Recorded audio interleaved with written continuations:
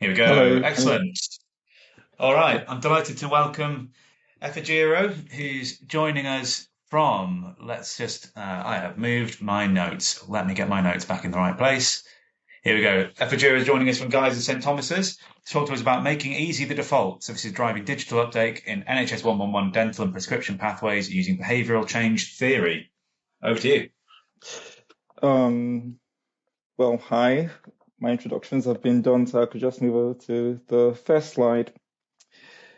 So, 7,000 calls are made daily to NHS 111 online for emergencies and urgent care from all over England, and about 25,000 of those calls are actually made from London areas. Up to 70% of these calls are low acuity issues. For instance, somebody calling because he has a toothache or somebody that just wants a medication refill or other non-life threatening concerns. These calls increase the burden on call handlers that are hired by the NHS. This also implies longer wait times for others with real emergencies. So to help with this, NHS 111 offers a self-serve digital option. Typically, a caller is triaged by natural language processing. That caller then hears an interactive voice response, or IVR. I'm going to be using that a lot, which says to the caller, would you rather the digital option with the same outcomes versus waiting on the telephone for a call handler? If the caller says yes, the caller is sent a link to click, and basically is referred to the appropriate digital service for somebody calling for dental issues. That will be a dentist or a dentist appointment. Now, the number of people saying yes as a fraction was about 17%, and the ask was to improve this in line with NHS goals to actually shift people in this category to digital. So we believed that the message from the IVR, which was actually the first point of contact for the patient that we could actually manipulate, could be optimized as a low-cost lever to change patient behavior. So what I'm going to talk about how we increased uptake, basically the amount of people that were actually saying yes to digital and what our findings were and its implication and impact on the NHS as a whole, and the lessons that we learned along the way. So what did we do? Our approach can be broken down into three phases. First, we listened, then we designed, and then we tested. In the listen phase, we carried out surveys and focus groups discussions that involved more than 12,000 callers. This gave us a really, really big data set to work with. We then used the zero-shot taxonomy generation for topic modeling with an open source small language model. This was a 65 million parameter model. And being only 250 MB, it was very easy to run from our laptop. We opted for this because it was safer. We didn't want to throw around patient information to online Gemini or OpenAI models. And secondly, actually even gave us better results with much less hallucination being trained on a single topic. We analyzed these inputs and it gave us a better understanding of what the uptake barriers in these patients or in these callers were. Most of them just wanted to speak with someone thinking that symptoms were unique, and others just wanted a faster outcome and they thought waiting online would actually do that for them. In the design phase, which was the second part, we collaborated with the NHS Behavioral Insights team. This helped us improve our capacity, and with that, we redesigned the original IVR messaging using the EAST framework for behavioral change. We made the IVR messaging, in essence, easy or attractive or social or timely, which was basically we posited would give us a better response from the people that are actually calling into NHS 111 online. For our experiment, we focused mainly on using easy and social for our message optimization. In the test phase, which is the final phase, we conducted a London-wide randomized control trial comparing the redesigned IVR messaging with against the original or the old message. So basically, callers were randomly assigned one of the easy or social or the old message in equal parts. In this slide, we actually see the details of the original message transformation heard by the patients calling for dental and prescription issues. I'll try and make this really simple and break it down. The control basically said the faster way to get your outcomes, The key changes we made for easy was, instead of that, we said it takes 90 seconds for your outcomes. And for social, we said you can reduce the strain on the NHS by doing the digital option. And basically, those were the three messages that these patients actually randomly received, or the callers randomly received in equal amounts. So what did we find? So we compared the trains for uptake in dental and prescription callers who heard either the easy or the social messaging against the control. So what you see in this slide from top to bottom are three trends or graphs showing uptake patterns for dental, emergency medication, and repeat prescriptions over 6 weeks. The green line is the easy. The blue line, somewhere in the middle, there is the control. And what you'd actually see is that the green line was trending over the blue line in all three cases.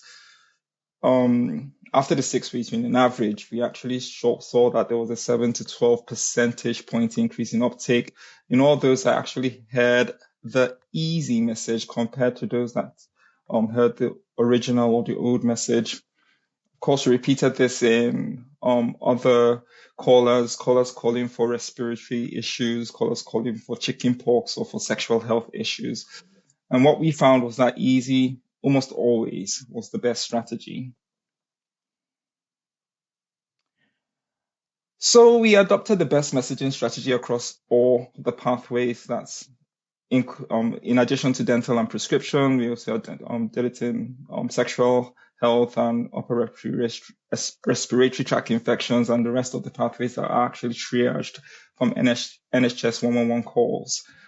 Between August 2024 and May 2025, where we actually got or were actively involved using this method to improve uptake, what we saw was a 7 percentage point increase in the overall uptake.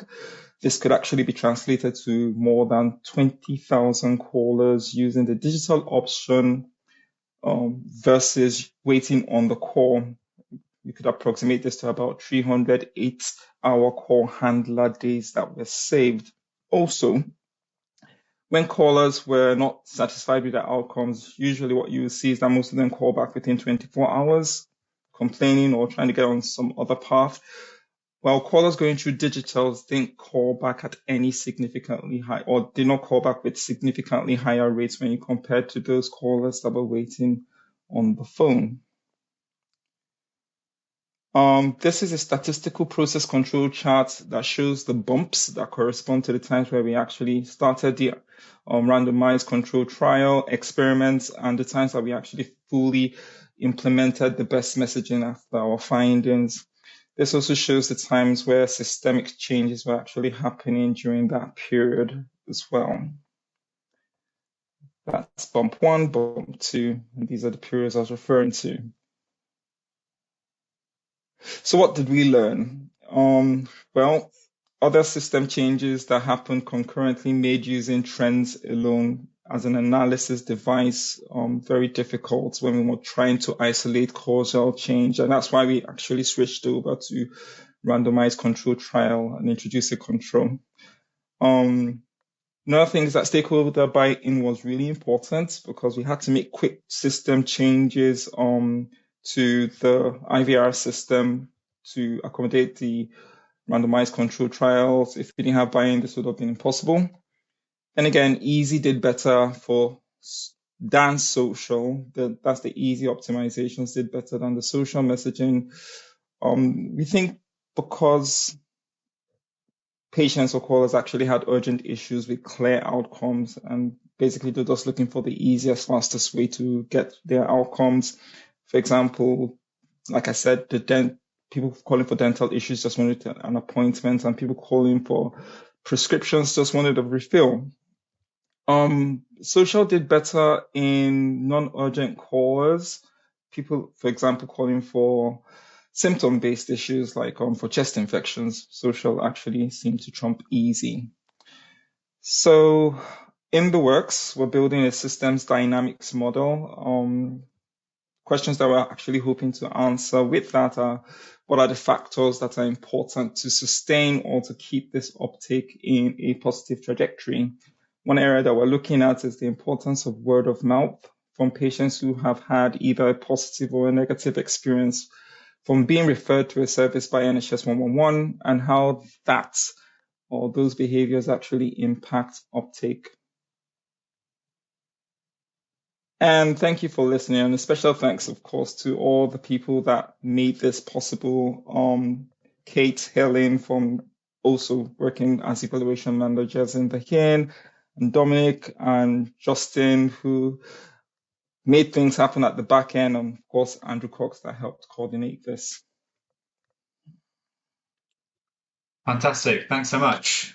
I'll give you a moment just to put some questions in the chat. But I'm sort of fascinated. This is a really fascinating combination of expertise you brought together here. You've got the behavioural insights part. You've got some data science in there with your SLM and all this sort of thing, and your A/B testing, and then you've also got some operational research coming in. It sounds like as well in terms of your systems dynamics model. Like, how have you put this? How have you put this team together to get all of these different analytical skills into one place? Easy question. Well, I guess it's just the nature of it. I think, for one, health innovation networks actually have or bring together people from various expertise.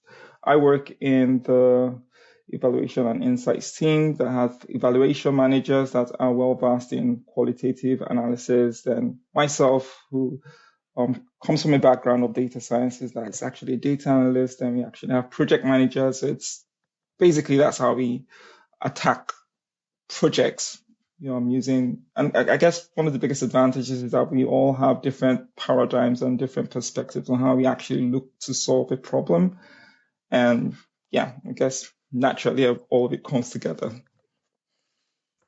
Yeah, brilliant. And I guess so the changes in uptake you point to are really, really big. Like, I mean, from the evaluation team, have you managed to convert that into, caller hours or pounds and pence or something like that?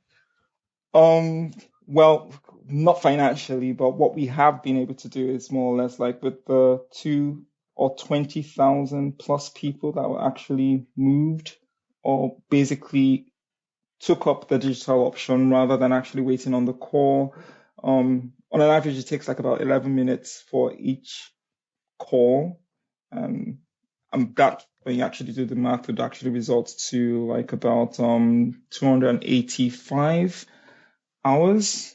Sorry, 285 times 8 hours or times 7.5 hours. That was pretty much what I reported. So that's about the savings that we can actually do. So if you think about it in the long run, moving patients or callers, especially those that do not have real emergencies, off onto digital pathways actually will save that amount of work. And yeah, well, depending on how much we actually bill or call handlers actually bill for each call per hour. Yeah, I think that's basically the savings that we can actually clap about.